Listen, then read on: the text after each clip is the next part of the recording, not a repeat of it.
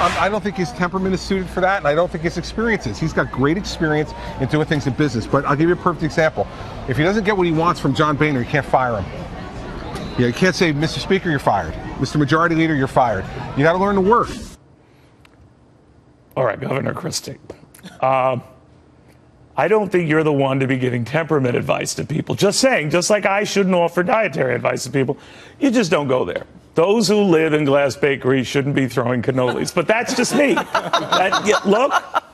Look, you're running for president. I'm not. I just thought it was odd. And does it reinforce a notion among some bitter boomers that they don't practice what they preach? Look who's here with me right now. We got Randy Zelin. We got my buddy here. You know, the man, Brady. We just call him the Bee-Meister. We got Stephen Leeb, Lizzie MacDonald, Randy. Come on. Really?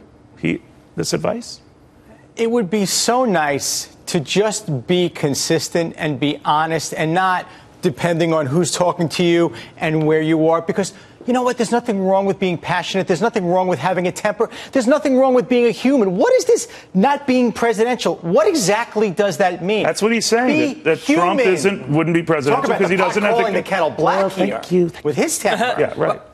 Well, you know, we're so used to politicians who just, utter mindless platitudes and don't do anything. And these are two guys that aren't afraid to speak what's on their minds, and they've accomplished a great deal, too. That both Christie and Trump. So they should be on the same page and not lecturing each other. Well, they're also competing, too, so some of that criticism is...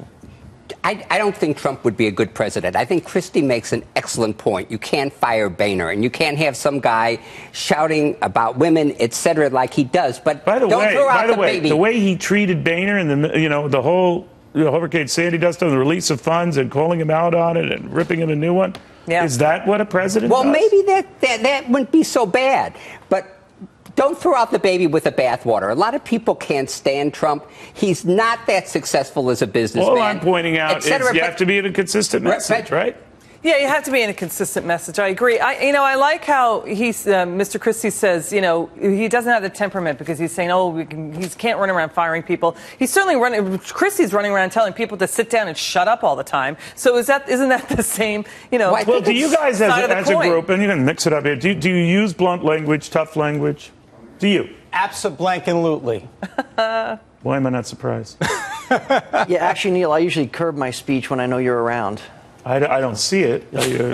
You're very demeaning to the staff. They hate you. Thank you. They do. They do hate you. No, they actually love Charlotte. But you like being hated. That's right. I don't use profanity, but I will use very bad words. Vulgar words if I'm angry. Crazy, which but I won't use more. Profanity. I just won't use profanity. Yes. I like that. Getting back to Christie, is that what we're talking about? Christie and do you use profanity? No, yes I do actually. Boomer here. I'm not a bitter boomer. I just like to hang out with the bitter boomers. Just full disclosure here. Yeah, prune juice discounts. Right. Yeah, prune juice. Right, exactly, and Metamucil discounts as well.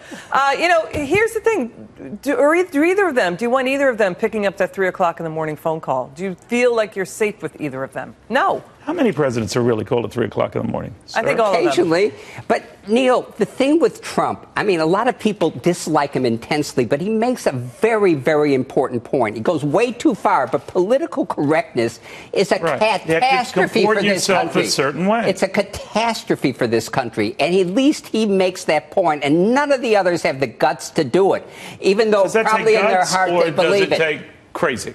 What's that? There's probably a fine line, but what he has done, he's gotten us all talking about politics. Mm-hmm. People who are so, I don't want to be bothered, I don't care, nothing's going to happen.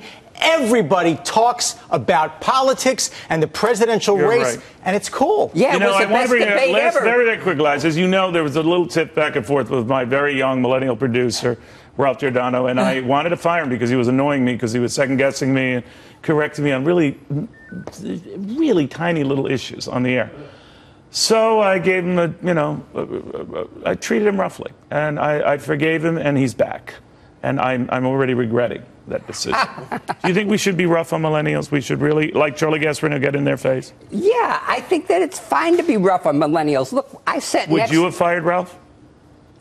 Probably not. Would you have fired Ralph? Because I haven't. No. But I wouldn't have fired anybody. Unless I thought they were bad people. But Brady, you'd have fired him and shot him. No, I think I would have just given him a good yelling at and told him not to do it again. You sound like a really bitter boomer, Mr. Well, I am. I'm very angry. How about you, Randy? Would you sue him for just incompetence? Lead by example. It all goes back to who is doing the teaching. We need to teach. He thinks he is. I told him I am. We need to teach this generation the way to do things. All right, I walked 45 miles with no shoes, and I got coal for Christmas, and I'm Jewish.